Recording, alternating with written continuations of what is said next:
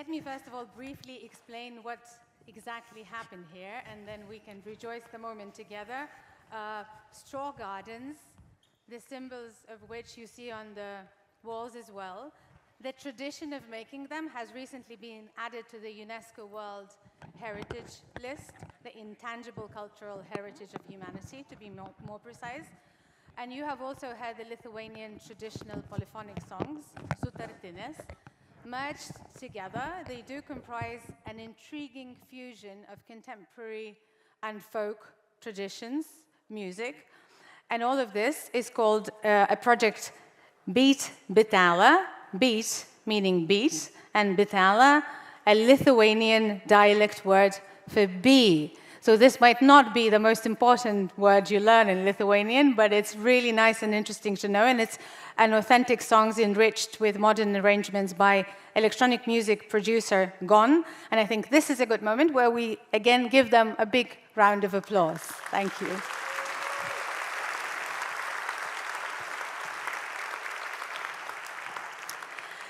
Dear ladies and gentlemen, welcome. Welcome to Lithuania. Welcome to Vilnius, especially those who are here for the first time, because this conference is taking place in Lithuania for the first time. I'm really glad that the sky is clear and transparent, and we are absolutely thrilled to host you here from all over the world. So welcome to the 21st International Anti-Corruption Conference. It will soon be officially opened, so this is when we will deliver all of the rounds of applause. But for now, I will tell you a bit of information. I also want to say good morning, anti-corruption fighters, because this is the app. This is something that the app says as well, so I hope you've downloaded and you have got the app, and I will provide you with more logistical details later. My name is Živilė Kropaitė. I am a journalist with a public broadcaster of Lithuania. I will be your moderator on this stage, master of ceremony, for the entire 4 days. I will try to make sure that everything starts and finishes on time, that every voice is heard, and that you feel as welcome here as possible. I am extremely happy to be here with you. I'm extremely happy to share who are the partners organizing this grand event, and it's IACC Council, it's Transparency International and its Lithuanian chapter, and importantly, it's also the STT of the Republic of Lithuania, Special Investigation Service of the Republic of Lithuania, and this is again where we could thank them by giving them a big round of applause, I think. Thank you so much for doing this.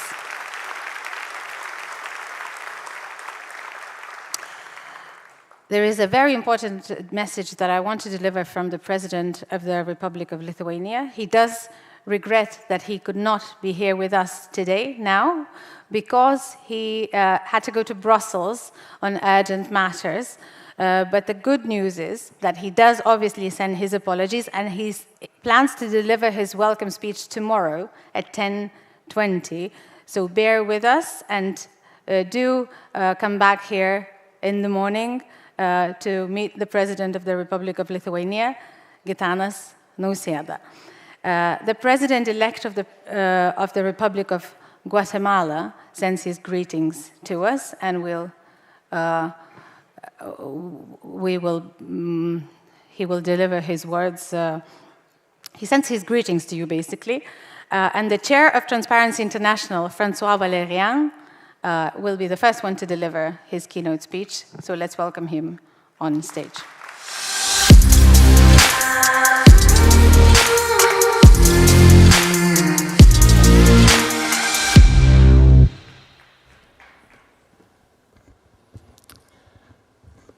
Mr. Chair of the International Anti-Corruption Conference Council, dear representatives of civil society organizations, governments, intergovernmental organizations, media outlets, and companies from more than 100 countries, I would like to express our deep gratitude to the Republic of Lithuania for hosting this 21st International Anti-Corruption Conference and for the excellent cooperation that Transparency International has had with the government of Lithuania, with Mr. Linas Pernavas and the Special Investigation Service of the Republic of Lithuania.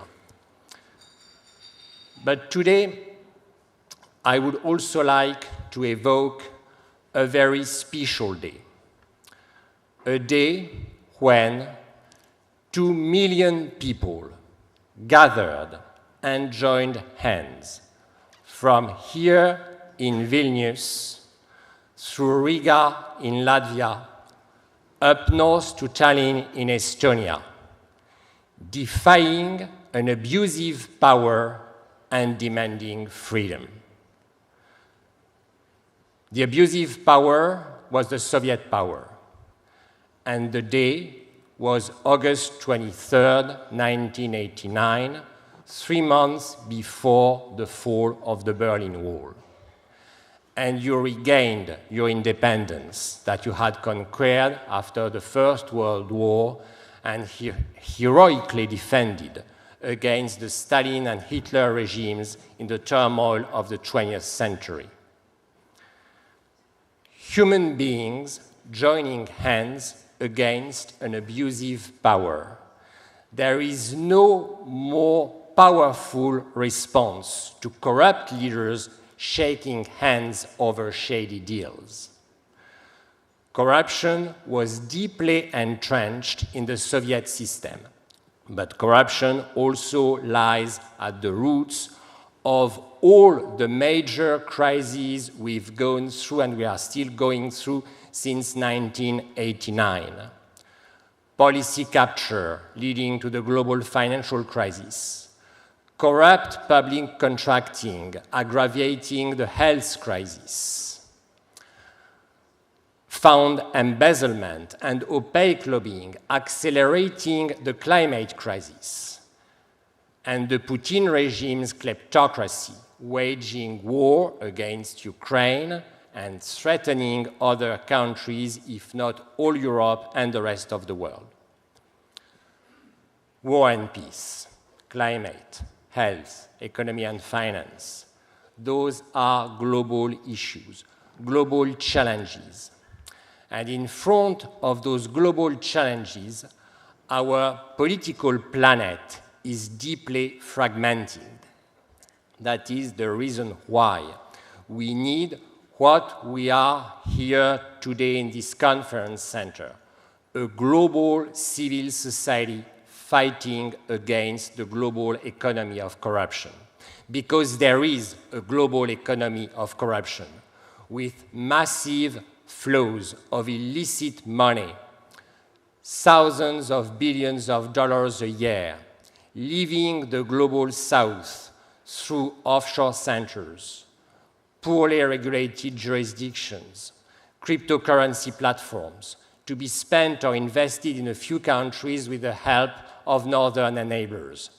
And there is an intimate link between this global economy of corruption and the daily corruption that makes innumerable victims in so many countries, because the money that leaves the countries creates a vacuum. Public money is missing, public services are dysfunctional, so that every piece of political power is up for sale and purchased by individuals who want to extort monetary or sexual bribes and ruin human lives.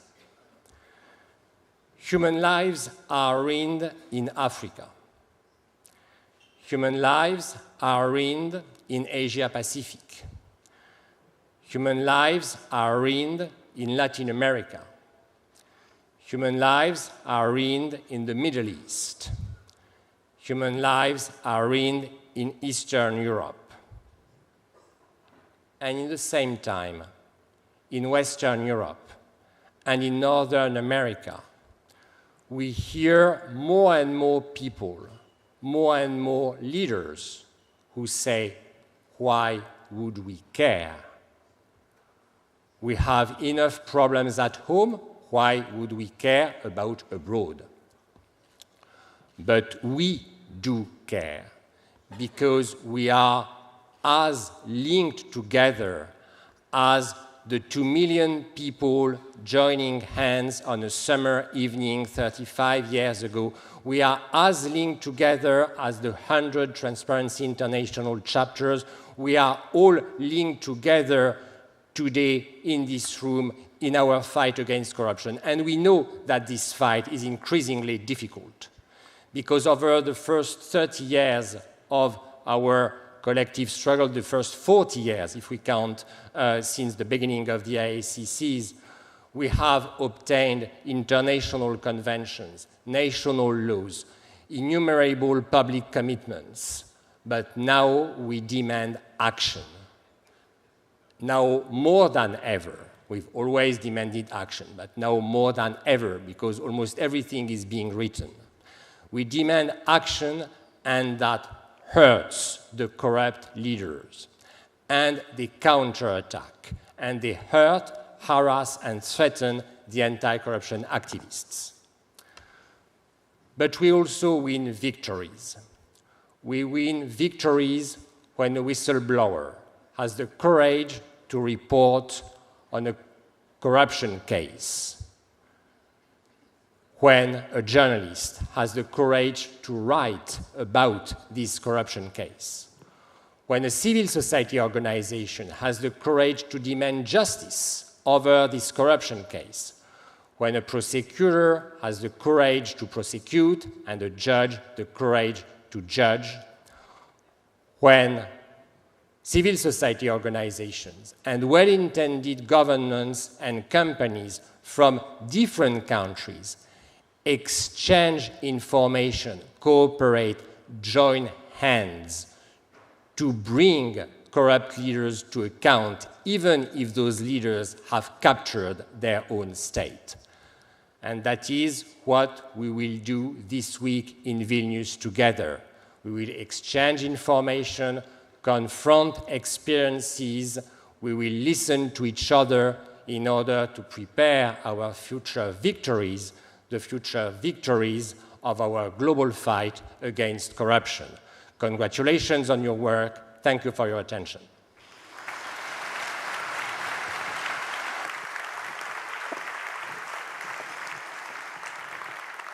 Thank you so much, Mr. Valérian.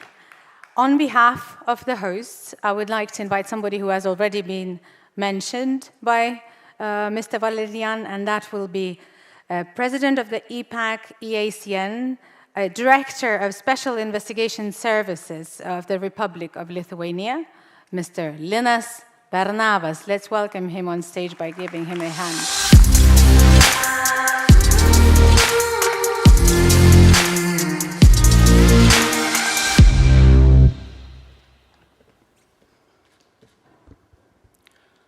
Your Excellencies, esteemed delegates and distinguished guests, ladies and gentlemen, on behalf of the Special Investigation Service of the Republic of Lithuania, I am honored to have the opportunity to welcome you to Vilnius and to the 21st International Anti-Corruption Conference.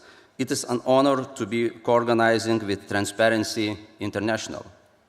It is a pleasure to see all of you here representing non-governmental and civil society organizations, academia, think tanks, the private sector, governmental agencies, and many more from every corner of the globe. The IACC is a unique platform where such diverse groups gather. Each nation and body we represent has unique traditions, organizational setup and legislation, but all have one joint enemy: corruption. This conference symbolizes hope in our united battle against corruption, a destructive force that afflicts societies, weakens institutions, and erodes trust in governance. As we assemble here united in our determination to tackle corruption, it is critical to emphasize the important role of each and every actor in combating corruption. It is a joint matter for all society, not only for law enforcement agencies, to take meaningful steps to eradicate our shared enemy. At the same time, let me also say a few words about my partners from fellow law enforcement and anti-corruption authorities, many of whose representatives are here today in the room. Without denying the role of society itself in combating corruption, I have to stress that the role of law enforcement and anti-corruption authorities remains crucial. The establishment of robust anti-corruption institutions is not merely a choice, but a necessity for guaranteeing the rule of law, for the protection of democratic principles, and for the promotion of transparency and accountability. These institutions are our first and last line of defense in safeguarding integrity and bringing the corrupt to justice. The fight against corruption would be ineffective if we did not have dedicated and well-prepared authorities to deal with that. The Special Investigation Service of the Republic of Lithuania is one of the oldest specialized anti-corruption authorities in the region. It was established more than 27 years ago and over the years has developed into a multifunctional, independent body in charge of investigating corruption crimes, as well as conducting anti-corruption education, awareness raising, and activities related to corruption prevention and data analysis. Our agency's active role has been one of the key elements in Lithuania's important progress in eradicating corruption. We are also proud that our service is a source of inspiration and best practices for our many partners in Europe and around the globe. However, we must acknowledge that the very existence of strong anti-corruption institutions and legislation sometimes can be perceived as a threat by those in power. We do see examples both in democratic and authoritarian countries, Western and Eastern, North and South, where active and independent authorities are not welcome, where strict and transparent laws are not welcome, and where strong civil society organizations are not welcome. They are not welcome because they disclose wrongdoing and demand everyone to act in a fair and transparent way. Therefore, we must protect all actors and key elements to ensure that integrity and the rule of law prevail and that we can have trust in our governance system. We must also emphasize the critical need for cooperation between anti-corruption institutions, law enforcement agencies, and other relevant stakeholders. Collaboration and information sharing are essential tools in our arsenal, enabling us to leverage collective expertise, resources, and strategies in the battle against corruption. By fostering partnerships and synergy among diverse actors, we can amplify our impact, enhance our effectiveness, and create a united front against corruption in all its forms.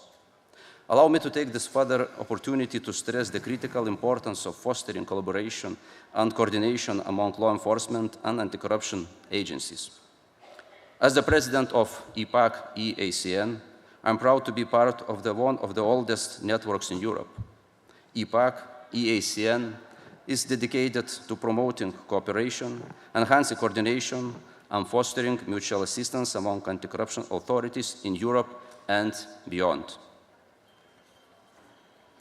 As we gather here today in Vilnius, I'm very happy that this conference presents a great opportunity for us to engage in constructive dialogue, to exchange best practices, and to chart a course of action to address the challenges posed by corruption.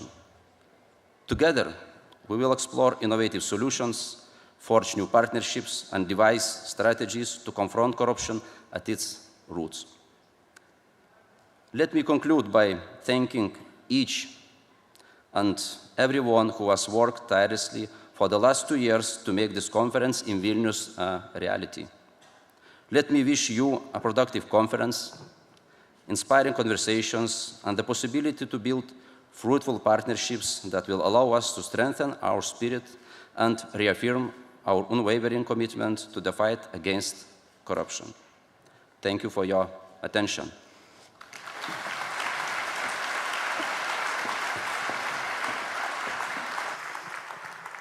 Thank you, Mr. Pernavas. Further on, I would like to invite on stage Executive Director of Transparency International Lithuania, Ms. Ingrida Kalinauskiene.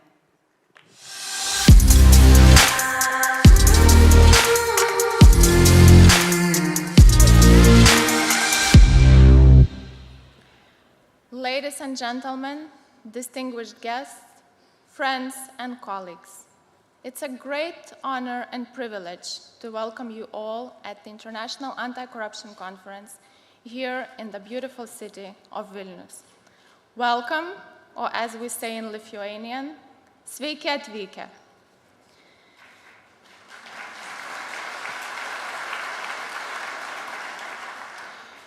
We all hope that this conference will help stimulate the debate and meaningful discussions. And I would like to invite you to reflect on one important question. Why are you here in this community? What makes you get up in the morning and create change? What motivates you? When you will be spending your days here in Vilnius during the IACC, I would like to invite you to share this with the colleagues around you, because I find that very often we forget this very essential part on why we are here. Today we stand together to address the challenges that are before us, but also to celebrate the progress and success that we achieved. And I would like to share one concrete example, the progress that we have achieved here in Lithuania, in my country, over the past 30 years. Our country has a success story in reducing bribery in public sector. Lithuania recognizes that corruption is a threat to national security. Lithuanian politics are becoming increasingly transparent. We have one of the most innovative laws on lobbying, requiring both lobbyists and politicians to declare acts of lobbying. Our parliamentarians and municipal leaders publish meetings agendas, and our parliament publishes information in open data format, making it one of the most open parliaments in the world. Our schools and municipalities are looking for new ways to engage citizens into decision-making.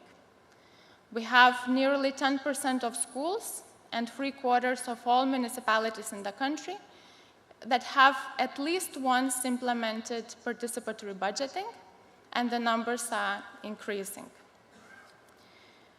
For the past 15 summers, young leaders from all across the world have been coming to Vilnius for the Transparency International School on Integrity.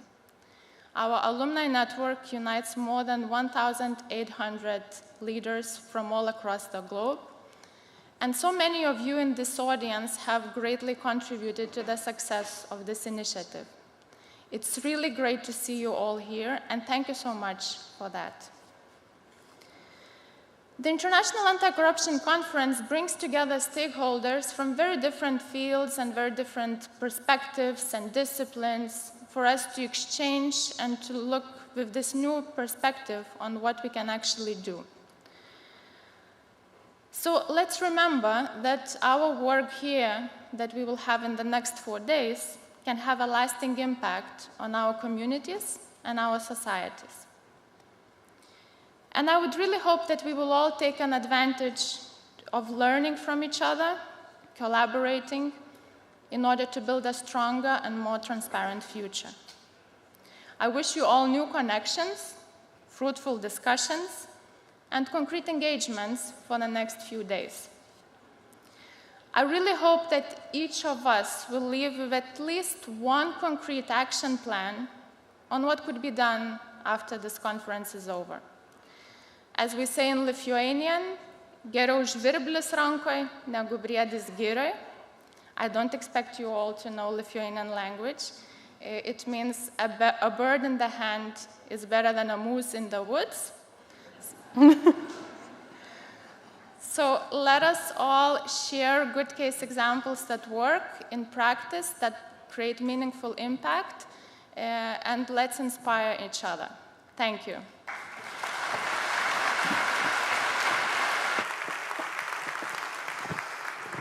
Let us indeed inspire each other, and I'm extremely happy that we will now be inspired by the chair of IACC Council, Mr. Rueben Lifuka. Let's welcome him too.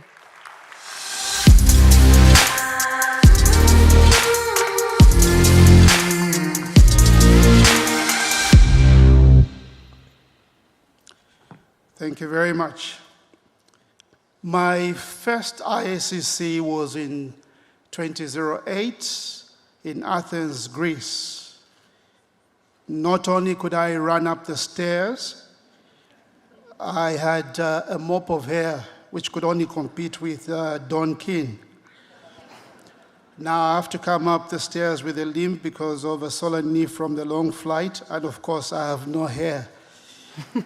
And as Craig Portman indicated, this is an entire sign of just getting old. Distinguished delegates, ladies and gentlemen, we gather here today for the official opening of the 21st International Anti-Corruption Conference. This is a second in-person conference after the devastating COVID-19 pandemic, and it builds on the success of the 20th IACC held in 2022 in Washington, D.C. This conference has been convened at a time when the world is grappling with major social, economic, political, and environmental challenges. We gather at a time when, in some parts of the world, despair, suffering, and human loss continues unabated, and rather sadly, compounded by inexcusable armed conflict, natural disasters, and at times poor leadership. Climate change is worsening, and now an ever-present global threat to humanity and the planet. The situation is aggravated by an increase in environmental crime, as well as acts of deforestation, illicit trade and trafficking, organized crime, and a general lack of integrity in resource utilization. Corruption is fueling this climate crisis as natural resources are misused and financial support for climate goals are poorly deployed and at times embezzled. Lack of trust in public governance, the rise of kleptocratic and populist regimes, and democratic backsliding have become realities for many states. Further, the global governance system, as we know it, has been deemed to be ineffective, and global security continues to be under threat. Corruption remains a serious cause for concern for both developed and developing countries. As a global collective, we have consistently called on world leaders to translate promises to defend fundamental values and fight against corruption into concrete action, because delays in delivering on the promise has increased today's global threats. This is the world we live in. This is part of the context within which we are holding this 21st IACC. Against this backdrop, is there a cause for us to be hopeful and enthusiastic that this conference will go beyond merely signposting the problems that we all know too well?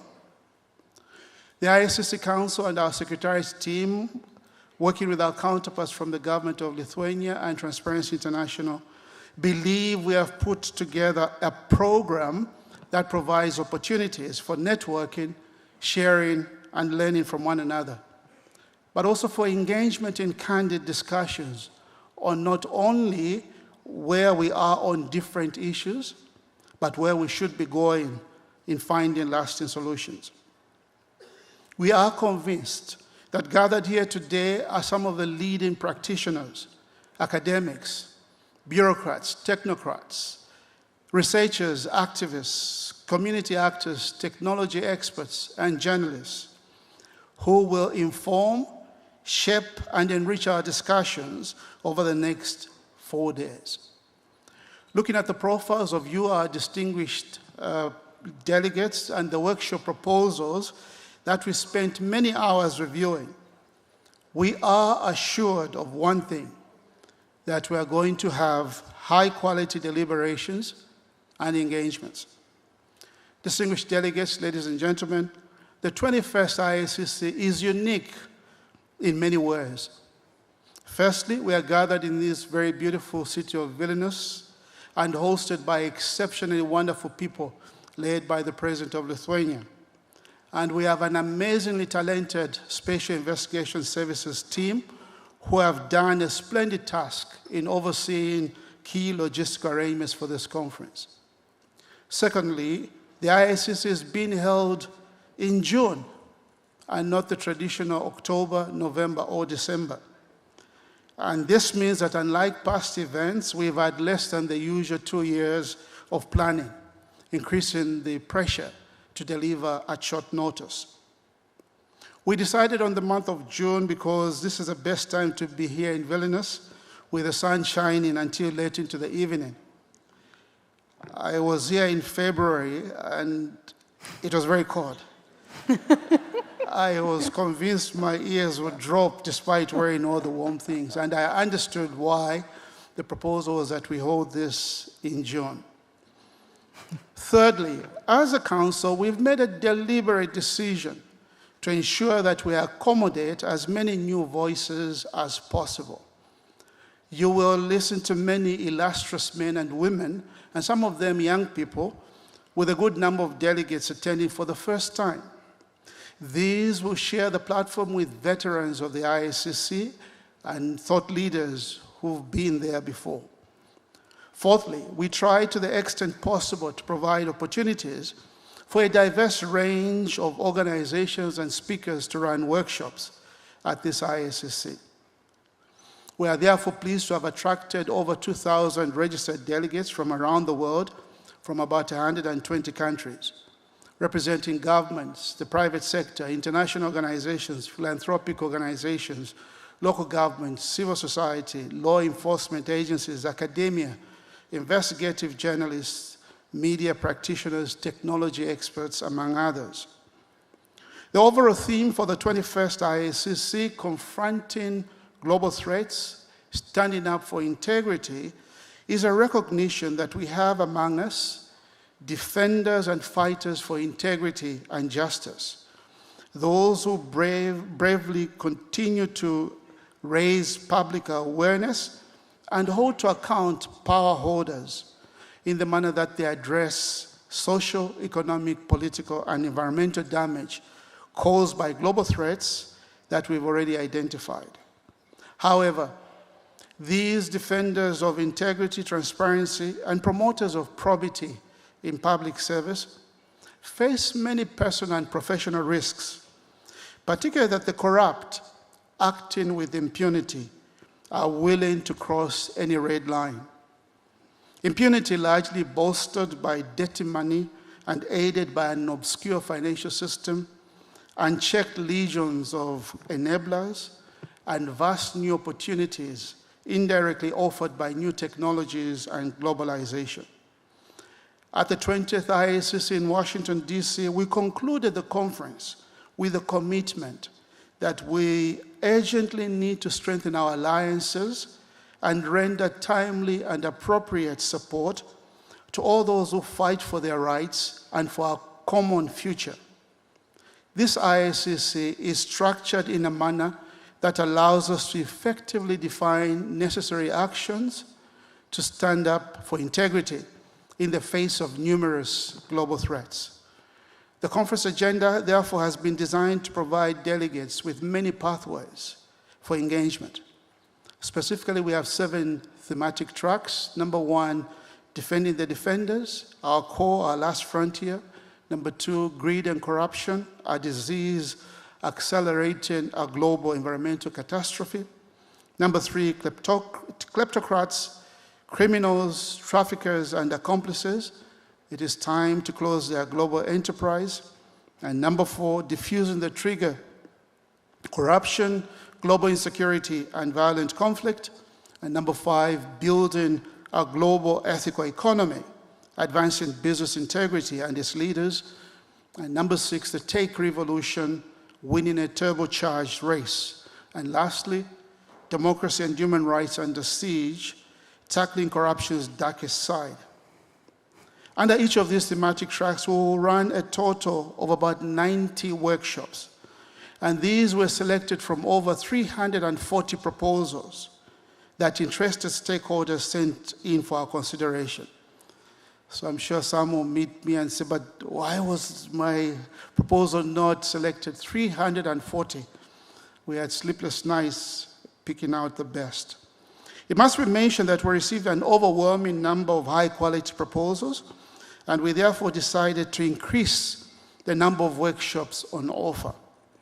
We definitely understand the pressure that this puts on delegates who have many interesting workshops running at the same time. But we ask for your understanding and sincerely hope that all the delegates will make the most of the high-quality workshops and plenary sessions on offer. We congratulate all those who are organizing and running workshops. In addition to these workshops, we have 9 plenary sessions featuring experts and speakers drawn from different regions and sectors of society. These sessions are intended to be context-setting and will help frame subsequent discussions in the workshops. At this IACC, we continue to host the Films for Transparency Festival.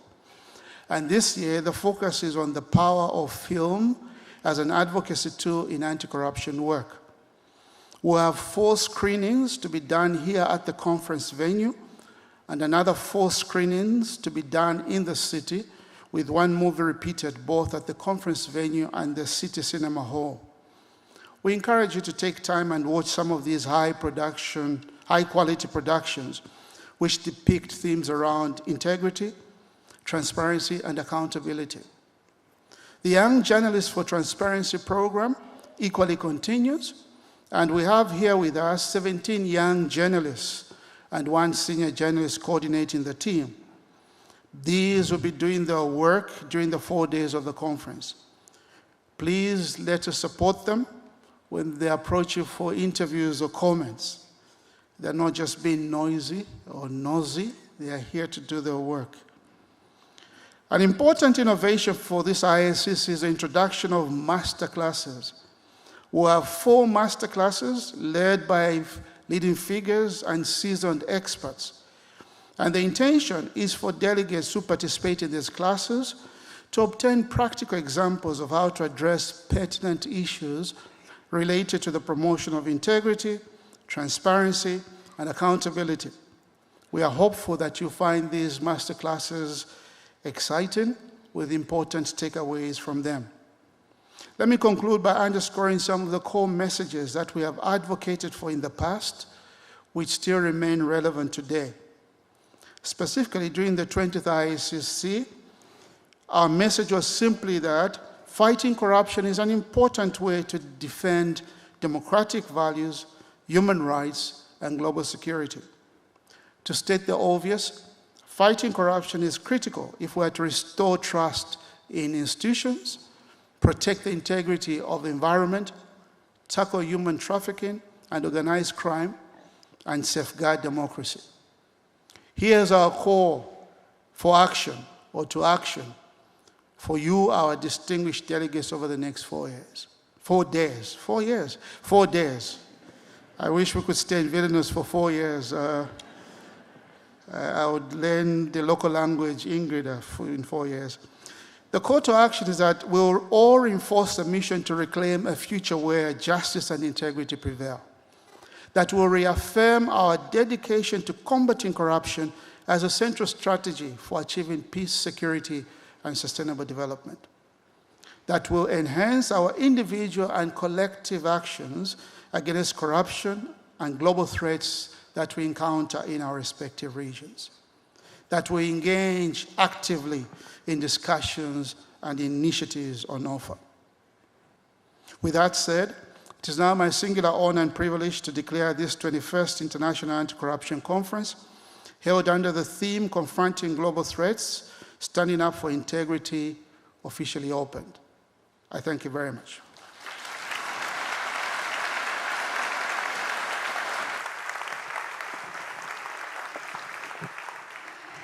Thank you very much. Now, with the conference officially opened, before we delve into the very content of it, there is a special interlude that we want to do. I would like to invite the representatives of the Basel Institute to join us on stage. They will be led by Nicola Bonucci.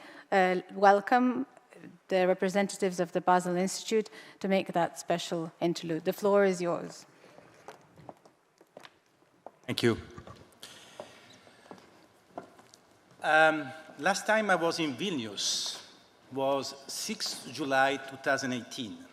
It was a very happy day for a number of reasons. It was the 100th anniversary of the establishment of the independence of Lithuania, and I was in the Vingis Park with 15 or 50,000 other people singing. Actually, I was not singing because I couldn't speak a word of Lithuanian, which hasn't changed.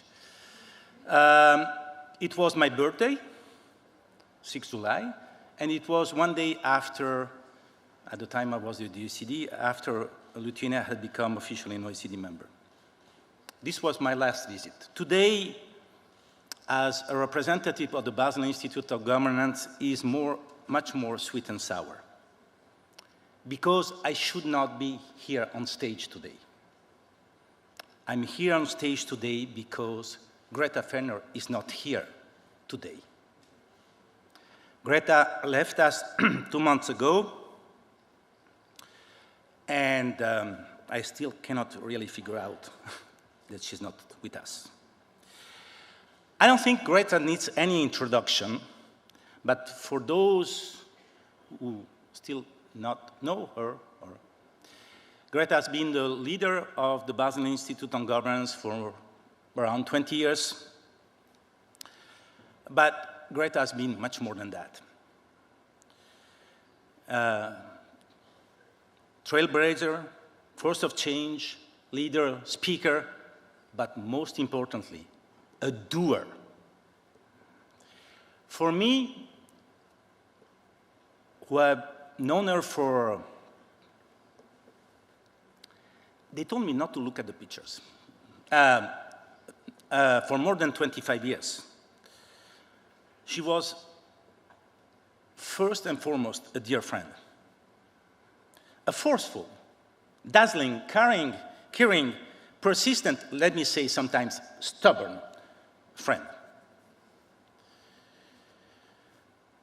Gretta saw herself as one of us, one of the many, because we are many in the room, anti-corruption fighters. I would respectively, for once, I can't speak because she's not here, disagree. She was not just one of us. She was our North Star.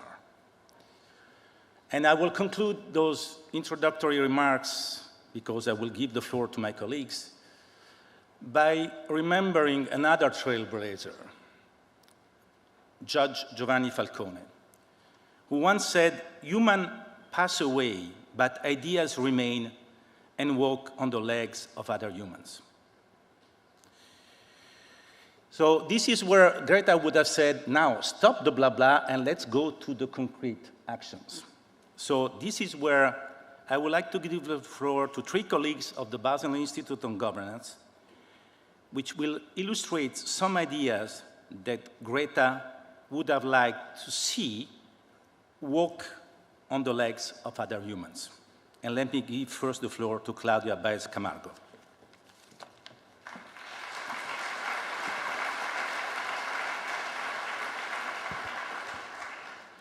If Gretta were here, she would be urging us to remember that we don't fight corruption for the sake of fighting corruption.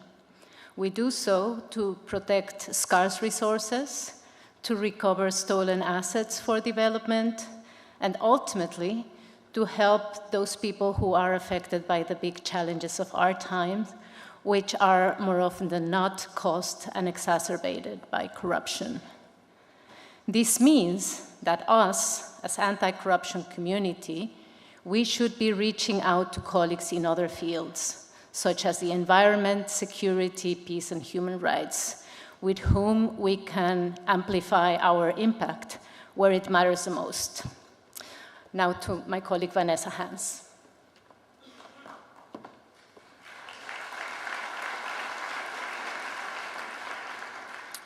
Gretta also deeply believed that no one of us, no one stakeholder, can solve a challenge as big and ugly as corruption. That partnership across sectors, but also across stakeholders, is essential. That not everything can be solved through consensus, and there is value in differences of opinion, but we should not let those differences get in the way of our shared goal. Now over to my colleague Johanni Grossman.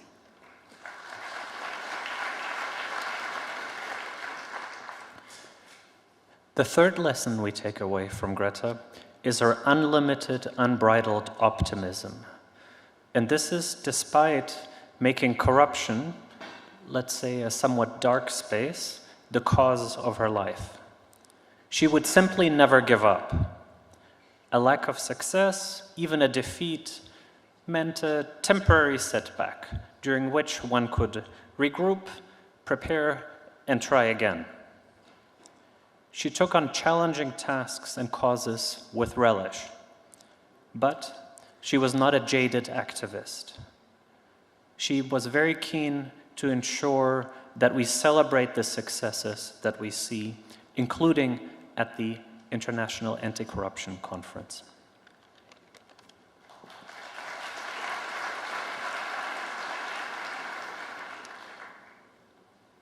I would like now to propose to hold a minute of reflection, remembering not only Greta, but also all the anti-corruption champions and friends that we have lost.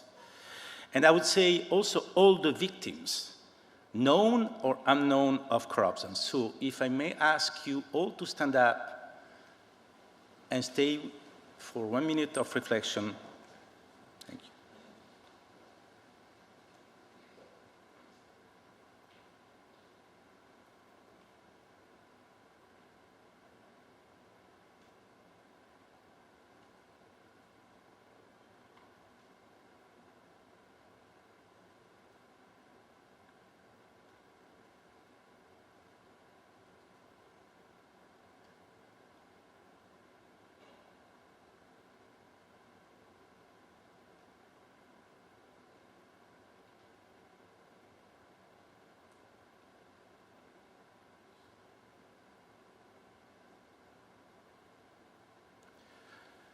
Thank you very much. I would like now to call the Master of Ceremony, and I understand it's the photo op. Yes, if everybody, if you, the Basel colleagues, thank you very much.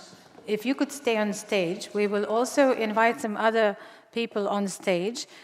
Specifically, I mean the speakers of the opening ceremony, so whoever has already spoken and said their welcome speeches, if you could come back on stage for 1 minute, and we will also invite the members of the opening plenary, which is about to take place at noon, 12.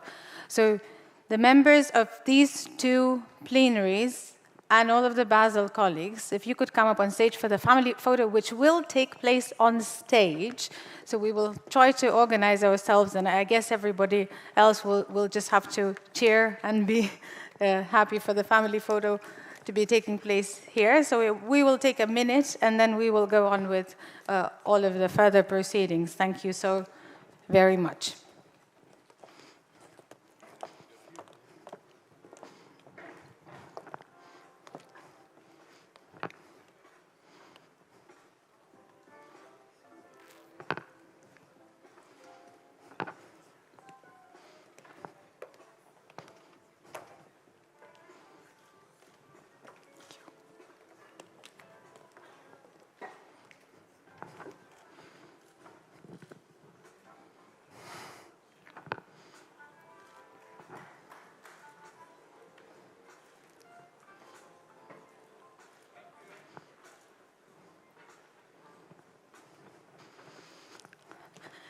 Do we have a good shot already? Are we all done?